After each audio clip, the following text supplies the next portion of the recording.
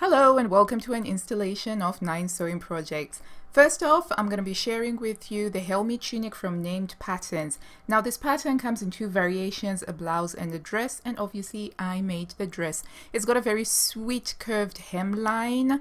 It doesn't have any pockets. I added pockets myself because pockets are everything. I decided to use a stretch needle cord fabric. So the main brown one is called Nutmeg and the contrasting fabric is called Berry, and it's a 70% cotton, 30% viscose fabric. So it's very nice and soft and drapey. And I used a polyester paisley print for the pockets, and the pockets are really nice and deep. I thought that the pattern was very easy to sew up. The instructions were absolutely excellent. And I was very pleased with this because I went outside my comfort zone by using colors that I don't normally use. Would I recommend the pattern? Absolutely. This would be great even for beginners. It doesn't have super complicated collar because it just has the simple mandarin collar. It does have some bust studs to give you a bit of shaping along the bust. Normally, I have to do a broad shoulder adjustment, but I didn't have to do a broad shoulder adjustment. This is a Nordic pattern company, so perhaps that's why I didn't have to do a broad shoulder adjustment. And I did a fancy thing where I put a velvet ribbon on the collar. All in all, very happy with this garment, highly recommend it. And I do have a blog post on my blog. The link will be in the description box down below. Moving swiftly along, we have Burda 7 2016 number 115. Now, heads up, this issue of Burda 7 2016 is one of my favorite issues. I would make every single item in them. And this dress is no exception in terms of how much I love it. It is a shirt dress with dropped shoulders and a loose fit, but it comes with a wide belt. The pattern asks for you to come with a wide belt. I didn't make a wide belt because I prefer to use my own tan belt because of the fabric that I have used. So first of all, I was attracted to this pattern because of that plastron. That's what Burda calls it. The bib front, the yoke, whatever you may choose to call it, but I've learned a new word for it. It's the plastron. So I knew that I was going to use a navy blue fabric, and initially I was going to go for mustard top stitching, but I decided against it after I did a sample. So I added pockets, obviously, because pockets are everything. It's a loose fit dress and there's no reason to not add pockets. So I'm just going to show you a little bit of a close-up there because I am redonkulously proud of that basket weave plastron. It is not just ornamental, it is actually functional. Those are strips of fabric that I wove together and stuck together, then cut out the right size. And by the way, you can find this tutorial on my channel, and I will put a link to it on the description box down below. Would I make this pattern again? Probably not. It's the sort of garment that's kind of like a once in a wardrobe, if there is such a saying. The fabric is a Robert Kaufman Tencel denim in indigo, which is sadly sold out, but this fabric was amazing to sew with. And I recycled an old shirt for the pockets. I do have a sewing tutorial, and do go check it out, or the post on my blog. Moving swiftly along, we have Burda 7 2015 number 1110. This is another favorite issue of mine, and this dress, oh my gosh, I have so much love for this dress. First of all, I absolutely adore the fabric that I used. It's a dark floral, it's a cotton lawn, and it's Lady McElroy fabric, and it is just such a delight to sew with, and it is a delight to wear. I can't tell you how much I feel like a lady in this particular dress. The length is just the sweet spot for me. Unfortunately, I can't stay ladylike very long. As you can see, I had a banging beat going on in the background when I was doing this recording, and so I couldn't help it. But I just love everything about the silhouette on this, the vintage style. One thing that this dress came with was a pattern for a cummerbund. Now, I have never actually made a cummerbund. I actually had to go look it up because I always pronounce them as cummerbunds, which kind of sounds like Benedict Cumberbatch. I don't know, but yeah, I love it. So I had to make that. You can interface it if you want to, but I didn't interface it because I didn't want it to be too stiff, and I was lazy. You're actually supposed to use hook and eyes at the back, but I decided to use ties instead. But I actually rarely wear it with the cummerbund or cummerband type thing, but it is absolutely adorable. I love it. The instructions were not that easy to follow. You kind of have to know what you're doing with this one. So the other thing that I did with this pattern was I actually added pockets, because pockets are everything. You'll hear this from me all the time. And I did a thing where I actually added pockets on the side seam. I love the fabric covered buttons that I did on the front. So those buttons in front there are actually functional.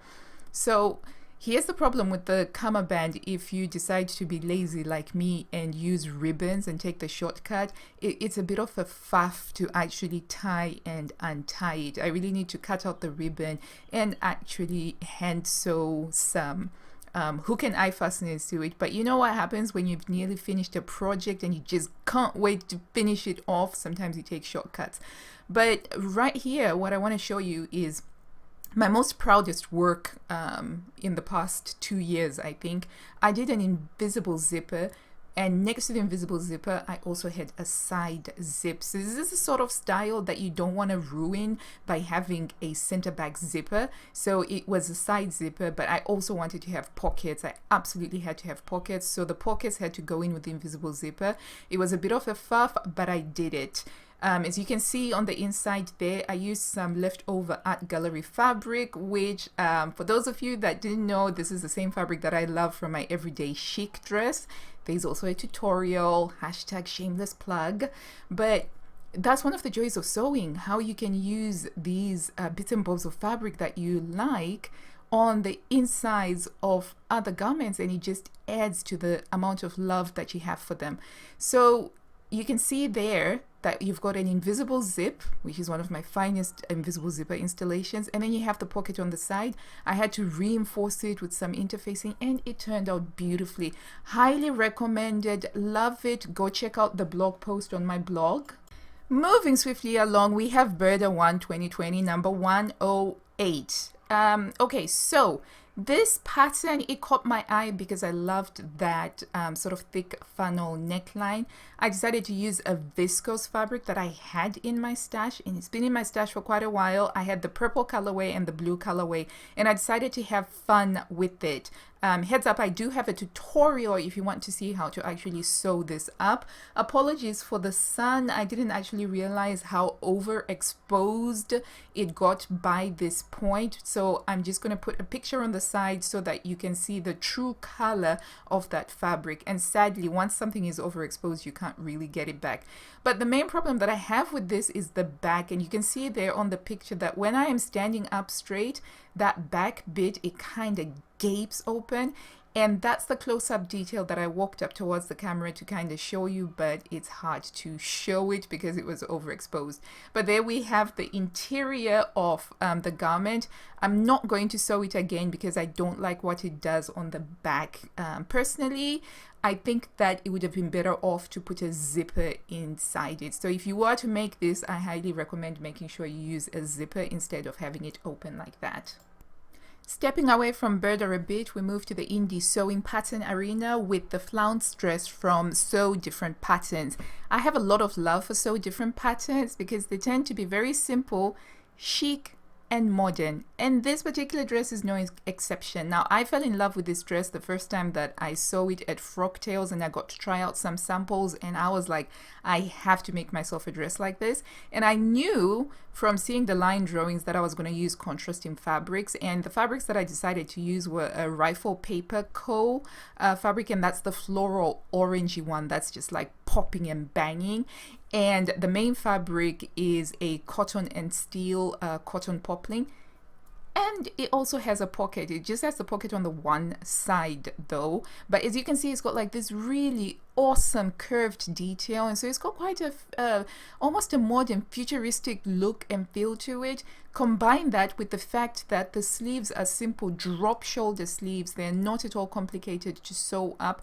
This is a fantastic bang for your money kind of pattern because it doesn't take that long to sew. It is very simple to sew up, but you can come away with a garment that looks like it's a designer garment because it is so unusual and so unique.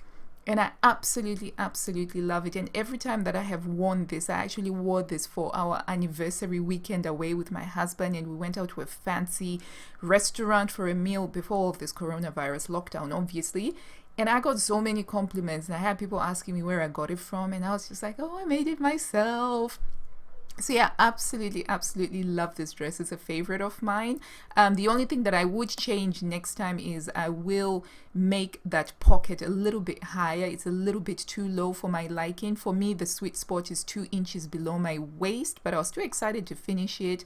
I do have a tutorial on how to sew this actually, so do go check out the tutorial if you're interested in seeing how easy this is to sew up and how to get that flounce insert just right. So depending on the fabric you use, you could actually have a more structurally sound flounce, but again, I love it. It's a dress that makes me feel good. I feel like $1 million in it. By the way, the neckline is finished with a bias binding, so very simple and very straightforward. Highly recommended. Very quickly, I sewed a size 10, but it is quite loose fitting. I definitely could have gone down a size. So if you're interested in making something that's a little bit snugger, do make a 12. We're staying in indie sewing pattern land with the SewHouse7 toaster sweater. Now, I made this in a popping colors. I used fuchsia and I used candy pink as the contrasting colors. My rationale was that in the depth of winter, I do like bright colors to cheer me up. The French terry is ridiculously soft and comfortable to wear, and I did get a lot of wear out of this during the winter. The one thing that I would do though, despite the fact that the size was great for me and it was okay for me, I would make it slightly longer because I did find that I only could wear it and feel warm when I was wearing high-waisted trousers and I had it layered, because it was just at that length where if I moved my arms up and down, there'd be a gap between the hem, letting some cold air in. But that's just a bit of a nitpick. In spring, when the temperatures were a little bit warmer, it was all right, but this is such a super easy pattern to make. I do have a tutorial. The link will be in the description box down below. Another highly recommended pattern, perfect for beginners and advanced seamstresses alike. What I would also say is that this pattern would be perfect to lengthen into a dress as well, and you could also try and make it into a trapeze dress. I had a lot of fun with this. I love it, and I also love the French terry, which I went and I bought more of for future projects, and I do have a post available on my blog, and the link will be in the description box down below. We're flying all the way to Russia now with Grassa number 496. Now, Grassa is a Russian sewing pattern company. The instructions come in Russian and you kind of have to know what you're doing. They use industrial sewing seam allowances, which is one of the reasons why I actually like using them. And I find that their sizing is very true to size. You have to select your size based on your height, your bust, your waist.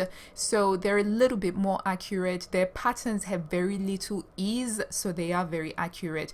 But like I said, they don't have English translations. You have to use Google Translate yourself, but I do like their patterns. This is a top that I like because of the cuffed sleeve. I do love a cuffed sleeve. It's got some bust dots, which were just a little bit too high for my liking. The next time I make this, I will lower those bust dots. I quite liked the shoulder dots because they provided some shaping as well. Two things I omitted: the center front notch at the neckline and the center back opening, because the neckline is wide enough for me to just pull it over my head. As I said, you have to know what you're doing because the instructions, they come in Russian. I used a Robert Kaufman linen, which is very lightweight, which makes it a very fine fabric, and I would highly recommend using a spray starch to stabilize it before you use it after you've pre-washed it. Because it's so lightweight, it does shrink quite a fair bit, so you do need to stabilize it before you sew with it. Up next, we have Burda 6602, which is a unisex top pattern, and I've made this twice already for my husband, once in a Star Trek fabric and another time in an art gallery fabric. I think it's called Moonrise, but that fabric is dope. I have washed that for years now and it still looks good. But I decided that I wanted to make that t-shirt for myself using this leopard crepe fabric, and it's a Lady McElroy fabric. I bought it from Fabrics for All. Sadly, it's sold out in Fabrics for All. Yeah, which is a shame, but it's a really beautiful spongy crepe fabric, and I just wanted something baggy and loose with it. And I just love how this turned out. It's a fantastic, fantastic top, very fiery. I feel very feisty when I'm wearing it. This top is definitely a highly recommended top. It is versatile. It's drafted for him and for her. It comes in several variations. You've got your long sleeve, you've got your hoodie. So everyone is catered for. It's really great value for money, and I really do like it. So by this point, guys, I was getting quite tired of changing into clothes, and grabbed myself a cup of tea, which I highly recommend you do, by the way, although I do have a tea interlude coming up very soon. So this is a fantastic pattern. I do think that even beginners would be able to create perfectly wearable t-shirts. The neckline is just right. The drafting for the neckline piece for the neckband is perfect and spot on. I have made no alterations. Up next, we have Vogue 9253.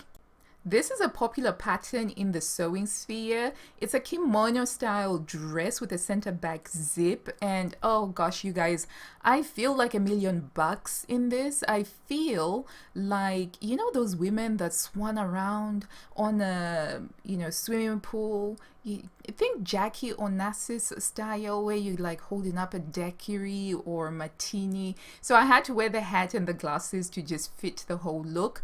So I just want to point out that this dress, the way that you're seeing it is exactly as is. I know that a lot of other bloggers, they have sewn up that deep V to cover up the front of the chest, but this is exactly what it would be like if you didn't sew it up like that.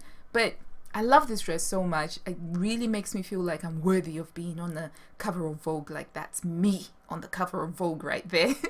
And I do love it. As a 40-year-old mom of 5 kids, I do love things that do make me feel really cute and awesome like that. And I love the pockets, obviously. And now I'm just going to give you a chance to grab a cup of tea and watch a quick short film by Hila Willing.